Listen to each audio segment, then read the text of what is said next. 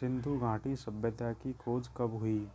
1922 में सिंधु घाटी सभ्यता की खोज हुई। सिंधु घाटी सभ्यता का काल लगभग क्या है? 2500 BC। सिंधु घाटी सभ्यता का काल लगभग क्या है? 2500 BC। हड़प्पा सभ्यता कहाँ तक फैली गई थी?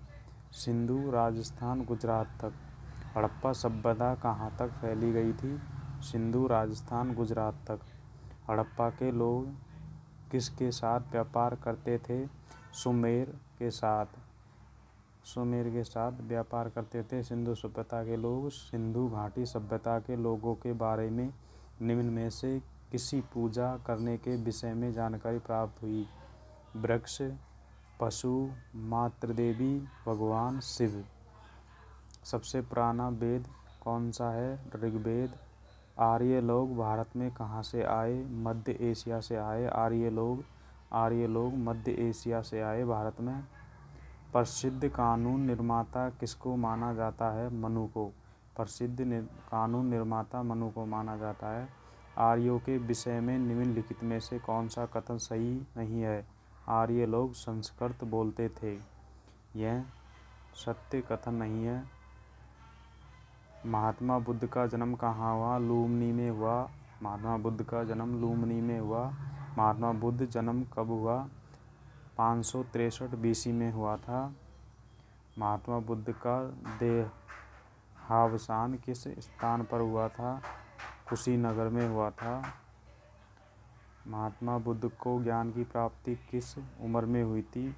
35 वर्ष की उम्र में महात्मा बुद्ध को ज्ञान की प्राप्ति हुई। बुद्ध ने अपना प्रथम उपदेश ज्ञान प्राप्त करने के पश्चात कहाँ दिया? सारनाथ में। जातक कथाएँ हमें किनके जीवनों के विषय में बताती है? बोधिसत्वों के विषय में बताती है। जातक कथाएँ बोधिसत्वों के विषय में। महावीर कब और कहाँ पैदा हुए?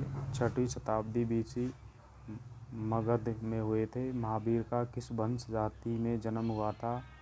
लिच्छवी जाति में जन्म हुआ था महावीर का। लिच्छवी जाति में। जैन धर्म के संस्थापक महावीर के विषय में कहा जाता है कि वह अन्य कई ऋषियों के बाद आए। वह कितने थे? 23। जैन धर्म के संस्थापक महावीर के विषय में कहा जाता है कि वह अन्य कई ऋषियों के बाद आए। वे कितने थे? 23। सिकंदर भारत पर कब आक्रमण किया? 326 से 327 BC में। सिकंदर भारत पर कब आक्रमण किया? 326 से 3